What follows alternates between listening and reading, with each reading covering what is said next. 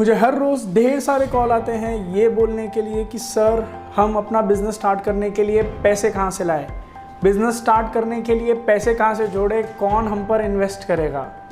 तो दोस्तों आज मैं आपको बताने जा रहा हूँ 4 ऐसे तरीके जहाँ से आप अपने बिज़नेस को स्टार्ट करने के लिए पैसे ले सकते हैं।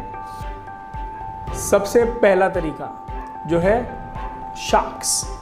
देखिए दोस्तों, शार्क्स किसको कहते हैं? शार्क टैंक वाले शार्क? नहीं, इन तक तो आप पहुंच ही नहीं पाओगे।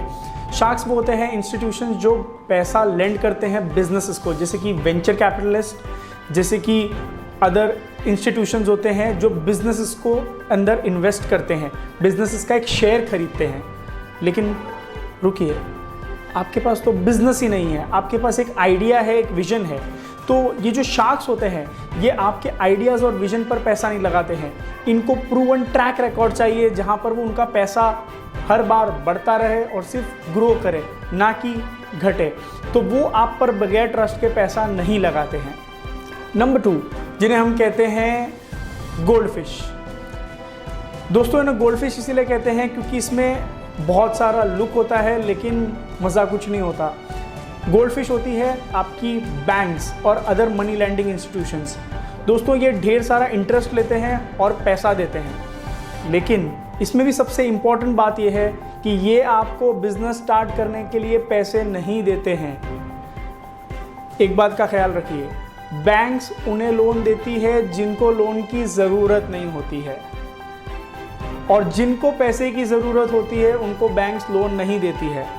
मुझे तकरीबन हर रोज़ बैंक्स कॉल करती है, सर आपके बिज़नेस के लिए आप पैसे ले लीजिए, आप एक्स्ट्रा कैपिटल ले लीजिए, आप एक्स्ट्रा फंड्स ले लीजिए, ओवरड्राफ्ट ले लीजिए। बट मुझे पैसे की ज़रूरत ही नहीं है, क्योंकि जो बिज़नेस पैसा जनरेट करता है उनको बैंक्स पैसा ऑफ़र करती है, और जो बिजनेसेस क्रिएट ही नहीं हुए हैं उनको बैंक्स पैसे नहीं देती है। तीसरा और सबसे आसान तरीका होता है अपने फैमिली रिलेटिव्स, जिनको हम बूटस्ट्रैप भी कहते हैं, जहाँ पर आप अपने रिश्तेदारों से, फैमिली मेम्बर से, अपने फादर से, अपने ब्रदर से, अपनी सिस्टर से कुछ अमाउंट लेते हो और उस चीज़ से अपना बिजनेस स्टार्ट करते हो। ये लोग आप पर इसीलिए पैसे लगा देते हैं क्योंकि ये लोग आपके बिजनेस आइडिया पर नहीं बल्कि आप पे ट्रस्ट करते हैं। इन लोगों ने ये रिस्क लेने को तैयार है, इन्हें फ़र्क नहीं पड़ता उनका पैसा रहे डूब जाए, लेकिन वो आप पर भरोसा करते हैं, वो आपको एक मौका देना चाहते हैं। तो दोस्तों इसकी तरह और कोई आपको पैसा नहीं देगा क्योंकि लोग आप पर ट्रस्ट नहीं करते हैं। तो ये एक तरीका है जहाँ से आप फंड्स रेज कर सकते हैं। और सबसे इम्पॉर्टेंट 4th वन है take money from your customer. दोस्तों ये मैं आपको रेकमेंड करूँगा, आप पैसे के लिए किसी के पास ना जाइए, आप अपना कस्टमर ढूंढिए। अगर आपके बिजनेस में वो बात है, अगर आपके बिजनेस में आपको लगता है कि रिजल्ट्स है, आपके कस्टमर को आपकी ज़रूरत है, तो वो डेफिनेटली आपको पैसे देंगे अपने बिजनेस के लिए।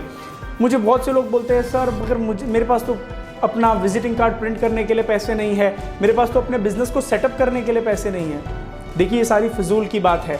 अगर आप एक ग्राफिक डिज़ाइनर है, आप अपने कस्टमर को अप्रोच कीजिए, उनको बिजनेस करके दीजिए, उनको उनका काम पूरा करके दीजिए और आप उनसे पैसे ले सकते हो। इस तरीके से आपको पैसे मिलते हैं, कस्टमर से आप पैसा जनरेट कर। और दोस्तों सबसे बेस्ट तरीका है पैसे रेज करने का, जो मैंने अपनी सारी ज़िंदगी की है अपने सारे बिजनेसेस में, वो है अपने कस्टमर से पैसे रेज कीजिए।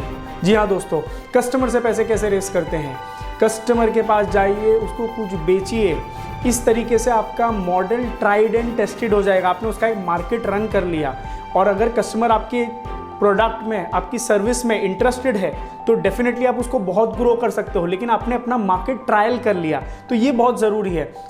अब मुझे बहुत सारे लोग बोलते हैं कि मेरे पास तो पैसे ही नहीं है अपनी कंपनी के लिए, ब्रांडिंग करने के लिए, मार्केटिंग करने के लिए, अपनी वेबसाइट बनाने के लिए। फिजूल की बातें हैं। ये सारी चीज़ों से पहले आपको चाहिए कि आप कुछ बेचें, अपने प्रोडक्ट को मार्केट टेस्ट कीजिए। आई डोंट नो क्या बेचोगे आप, अपनी एक्सपर्टीज सेल कीजिए, अपनी कंसल्टेंसी सेल कीजिए, अपने स्किल्स सेल कीजिए, अपने प्रोडक्ट को सेल कीजिए, बट सेल कीजिए। जब आप बेचोगे तभी आप आगे बढ़ सकते हो। और बहुत सारे लोग मुझे बोलते हैं कि सर हमें तो बेचना ही नहीं आता। तो अगर आपको बेचना नहीं आता तो आप धंधा बंद कर दीजिए, क्योंकि आप किसी इन्वेस्टर का पैसा लेकर, अपने रिलेटिव का पैसा लेकर उसे भी डुबा दोगे। तो देखिए दोस्तों, मैंने शार्क्स के साथ काम किया है, मैंने बैंक्स के साथ काम किया है, मैंने प्राइवेट इन्वेस्टर्स के साथ काम किया है, लेकिन सबसे बेस्ट तरीका यही है कि आप अपना प्रोडक्ट को बनाइए, अपनी सर्विसेज बनाइए और उसको कस्टमर को सेल कीजिए। क्योंकि जब आप ये करते हैं, आपकी सेल होने लगती है, तो इन्वेस्टर्स खुद ब खुद आपकी तरफ आकर्षित होते हैं। वो देखते हैं कि अरे इनका ट्रैक रिकॉर्ड प्रूवन है, ये कुछ बेच सकते हैं, इन्होंने इतना सेल किया है, तो वो लोग आप में इन्वेस्ट करने में इंटरेस्टेड होते हैं। तो ट्राई कीजिए और कमेंट में बताइए कैसा